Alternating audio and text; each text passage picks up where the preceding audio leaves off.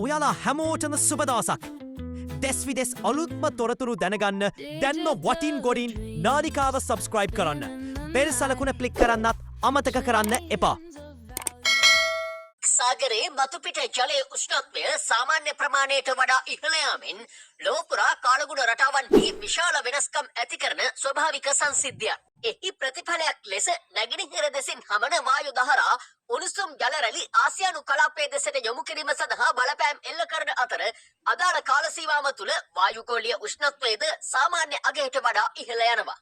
මෙම එල්නිනෝ තත්ත්වයේ හේතුවෙන් ශ්‍රී ලංකාව, ඉන්දියාව, ආස්ට්‍රේලියාව වැනි ආසියානු කලාපවලට සාමාන්‍ය වර්ෂාපතනය අඩු වී දරුණු නියං තත්ත්වයක් ඇතිවීමේ හැකියාව පවතිනවා.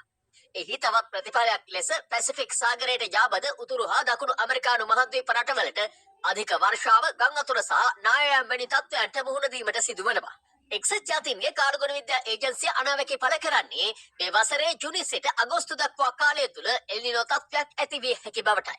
මෙම එල්නිනෝ තත්ත්වය මේ වසරේ නොවැම්බර් මාසය දක්වා වුවද පැවතීමට ඉඩ ඇති බව එම සංවිධානයේ නිකුත් කළ වාර්තාවල සඳහන්.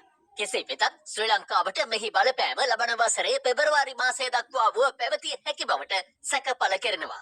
එල්නිනෝ තත්ත්වයක් ඇති වුණොත් විශේෂයෙන්ම ජූලි අගෝස්තු වැස්ස ගොඩක් අඩු වෙනවා. අපිට ගොඩක් වෙලාට නියඟ තත්ත්වයක් තමයි එන්නේ. කොහොම වුණත් අපි ජූලි අගෝස්තු මේ කාලේ එල්නිනෝ තත්ත්වයක් ඇති වෙන්න තියෙන සම්භාවිතාව හැකියාව 82%කට වඩා වැඩියෙන් දැන් පුරෝකථනය කරනවා. ගොඩාක් ගණිතමය ආකෘති. සාමාන්‍ය එල්නිනෝ තත්ත්වයන් මාස 9ක් 10ක් 12ක් 11ක් වගේ කාලයක් තියෙනවා.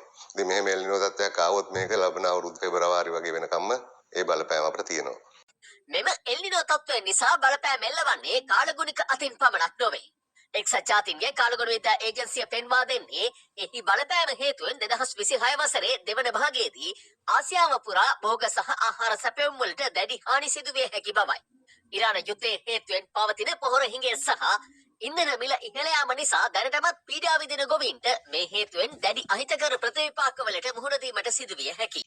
ඊළඟට අපිට පේනවා නොවැම්බර්, දෙසැම්බර්, ජනවාරි ඒ කාලයට වෙනකොට මෙම එල්නිනෝ තත්ත්වයේ ස්ට්‍රෝං එල්නිනෝ තත්ත්වයක් බවට එන්න තියෙන හැකියාවත් වැඩියෙන් සාමාන්‍ය මේ වෙනකොට 40%කට කිට්ටු වගේ පුරෝකථනයක් තියෙනවා. කෙසේ වෙතත් අපි එල්නිනෝ තත්ත්වයක් එනවා නම් හෙල්ත් සෙක්ටර් එක, ඒ වගේම කියන්නේ සෞඛ්‍ය පැත්ත, ඊළඟට එනර්ජි සෙක්ටර් එක, ඒ වගේම irrigation, agriculture, water resource management මේ වගේ ඒවා අපි කළමනාකරණය කරන්න ඕනේ. දැන්ම අපගේ නාලිකාව සබස්ක්‍රයිබ් කරන්න.